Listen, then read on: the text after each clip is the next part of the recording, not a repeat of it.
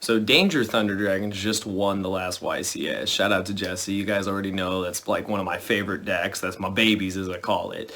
But even though they're my babies, I got to tell you guys how to prepare for them. What's going on, you guys? Slim here with the second episode of preparing for the North American World Championship qualifier. And yes, we are going to do it on my babies, Danger Thunder Dragons. And I guess I'll throw regular Thunder Dragons in there as well, but the main focus will be Danger Thunder Dragons. So, like the previous episode on Orcus, we're going to talk about just some generic things that you need to know, about the representation of the deck, all these things. Kind of in a sense how to beat it, how to prepare for it more likely, because by now you should know how to beat this deck. It's just more so of, just understanding that, it's going to be a represented deck. It's going to, it's going to be a big part of the Nationals coming up. So yeah. None of us want to be caught blindsided by any deck. I don't think anyone will be blindsided by this deck because, let's face it, it's everywhere. Like Orcus, it just won the last YCS, like I said, so it's going to be everywhere. So first things first, will it be represented? Oh, hell yes, it'll be represented, without a doubt. Do I think it'll be the most represented deck? I actually do not. As much as I love the deck, I feel that it will not be the most represented. I still feel for some reason Orcus is going to be the most represented because of how generic that engine is. It's so splashable in just so many strategies that you're going to have people that play rogue decks just splash it in and just have like a rogue deck plus the Orcus engine as like a backup. Like, it's insane, but I think it's without a doubt one of the best decks of the format, and I know I'm a little biased because I play the deck, I love the deck, but there are so many reasons why the deck is so good. You guys already know, believe it or not, the Thunder engine is kind of like the cherry on top. It's not even like the main part of the sundae that is the deck. It's literally just the dragons. The dragons are so good. The dragons do everything. And then the Thunder engine has gone down so much. If you guys have seen lists, Faisal's list, I think played maybe 9 Thunder cards. I'm positive it was 3 OG. He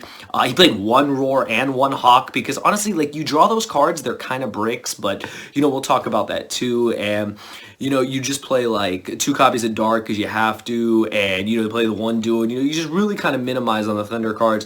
The decks are averaging at least 2 Colossus. Some do play 3. If you play against Pure, it'll be 3. But yeah, mostly it's going to be you'll be staring down 1 and 2 Colossus. Now, here's the thing with the deck. It's a build-a-board deck. You guys should know this already.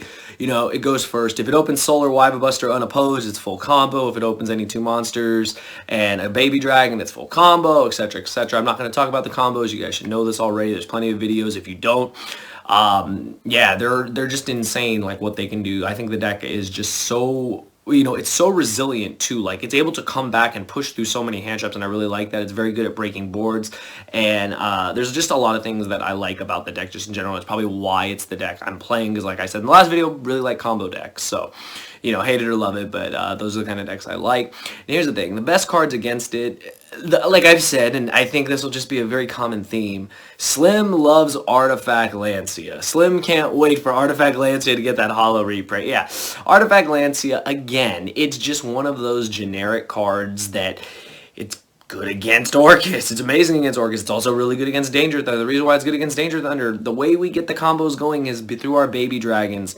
Light Pulse, sorry. I'm thinking of Chaos Dragon days. But Wyva Buster and Collapse Serpent, they really are the bread and butter of the deck. They really make everything go, and they're so easy to get out with, all the dangers you play. Opening, OG Thunder Dragon already sets you up to summon the Black Dragon and just keep going. It's insane. But Artifact Lancia stops that. When you drop Lancia, they can't banish anything. So trying to banish any of their effects for, their Chaos monsters like Levianeer, they can't do it. Trying to summon the Baby Dragons, they can't do it. Trying to banish with Eclipse Wyvern, they can't do it. You see a common trend here. Lancia by itself stops all that. Other just really good cards are, people are talking about playing Evenly Match again. It really depends. We do play Hot Red, so, we kind of will intercept, any, anything that we feel is a threat. That's the thing, is that the board puts up, on average, I believe it's 3 or more negates. It just kind of depends. I mean, Colossus is a floodgate, a Mistake on legs, Thunder King Ryo on legs. You have a Hot Red Dragon Archfiend, which is a negate. You do have... if you are playing Crystal Wing, that's basically kind of like a negate, against monster effects. But Hot Red is, generic against a face-up card, spell, trap, monster, etc., etc. You have the Heretic Link, which, bounces specials from deck, etc. You have, sometimes they end on Yugioh. Sometimes they also end on number 38, which, can negate a spell and absorb it, can redirect attack. So it's basically, like I said, a very heavy combo deck, and you got to break the board. Now, other cards that are just really good against the deck, I mean, Sphere Mode, like, God, I swear, there's, like, Sphere Mode just, like, man, when you get hit with Sphere Mode, it's really like when Goku drops the Spirit Bomb, I swear, and it connects, like, it's just like, man, like, and I mean, I think, did it miss, like, once in Dragon Ball Z? I don't even remember. If you guys remember, let me know, did the Spirit Bomb ever miss? I think it, like, did. Oh, it didn't miss. Boo literally, like, pushed it back. I know, I'm getting totally off topic. I actually really like Dragon Ball Z, for those of you that don't know, so, huge fan, but, yeah, Sphere Mode's, like, we all have seen the memes. It's literally just, like, freaking the Spirit Bomb, like literally gather all the power and go boom, like literally, and that's what Sphere Mode feels like, so it's crazy. But yeah, Sphere Mode's an amazing card. Lava Golem, I'm not a huge fan of Kaijus. I don't think Kaijus really do anything. Like, yes, they're good against Striker, yes, getting rid of one monster is fine, but I mean,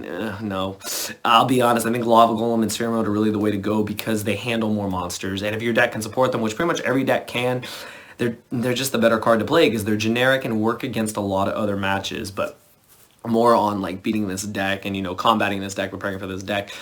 You got to dedicate a decent amount of cards for it. It is a very strong deck, and the thing is, you have to also remember that this deck, just like Orcus, can build a board and also break a board. This deck is very good at breaking a board. Levianeer is one of the best cards like ever. Like, the card is utterly insane. I think it's one of the, I can't believe, I'll be honest, when I first started playing Thunder Dragons, I bypassed that card. I didn't even think about it, and I'm just like literally, like, what? Like, I had no idea, like, how good the card would be, and yeah, it's definitely one of the best cards. Levianeer, you have to watch out for, it doesn't target, it can rip a card out of your hand, it can revive a monster. I mean, it's so just strong, and, now people are saying, Dweller again, in Salamangreat. I'm speaking mostly to Salamangreat players or anyone that plays a rank 4.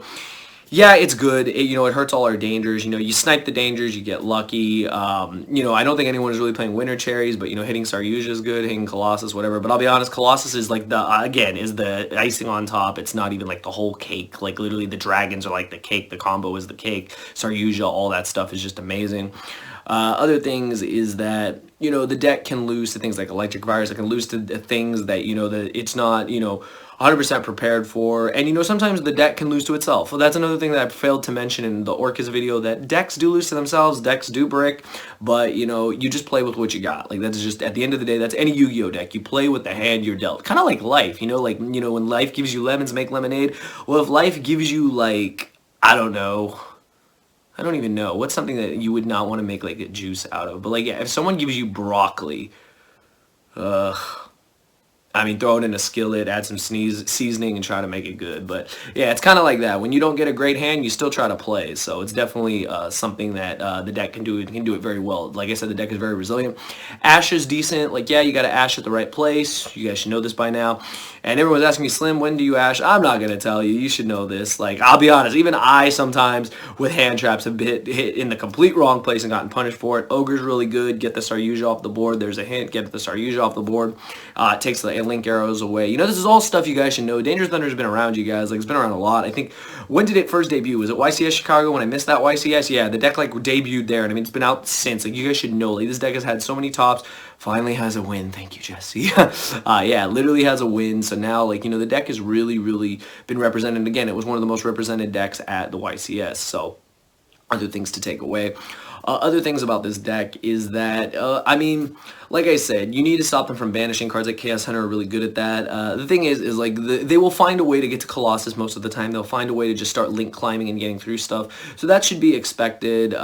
Cards like I said, Impermanence can be really strong too. Valor can be really strong. Hitting Solar is very strong. Impermanence is good when you're going second. Like, say you need to search a lot or whatever, you can Impermanence the Colossus, start playing, stuff like that.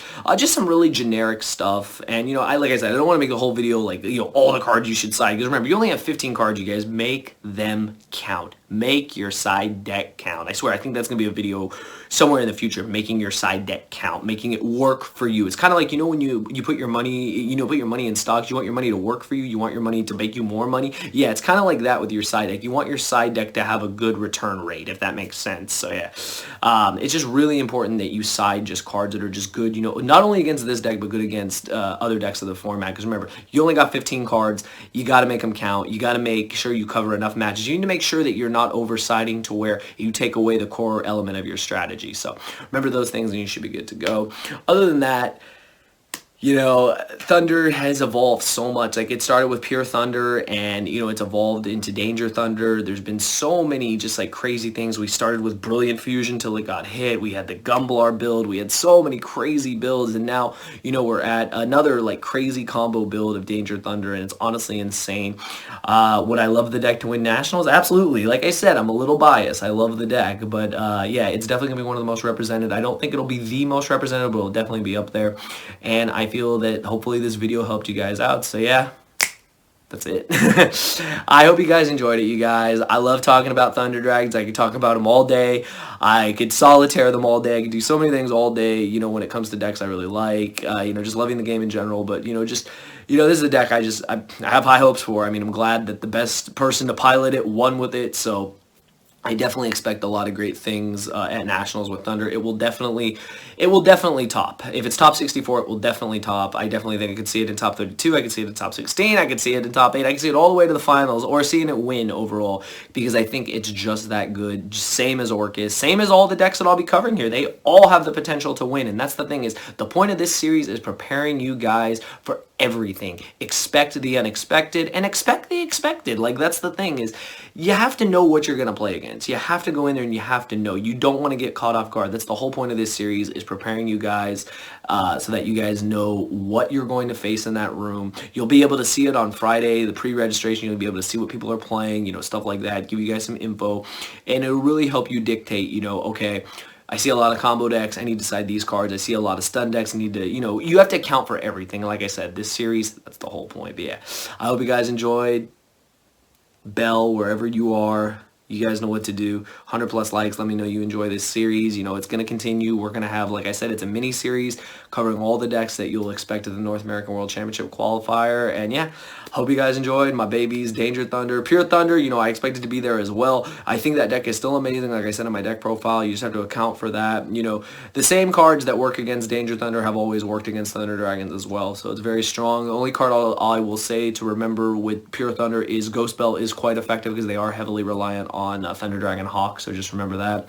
And other than that, like I said, generic cards like Impermanence, Veiler, stuff like that. Anything to stop the Soul, or anything to stop any of like the core normal or any of that stuff is amazing. Again, Impermanence can shut off the Colossus for the turn, which is really solid. But yeah, overall, that's my video. I hope you guys enjoyed. Leave me your thoughts if you're playing the deck like me, if you're playing Pure Thunder, if you're, you know, what is your, you know, counter side strategy? What cards are you siding that I didn't mention? Because I'm not going to mention them all. That's why the comments are there, so we can have a nice conversation. But yeah, let me know what you're siding, or if you're playing it, like I said, how are you counter siding? And yeah, I will see you guys in the next episode. Hope you guys enjoyed. Give it a thumbs up, and thank you for watching.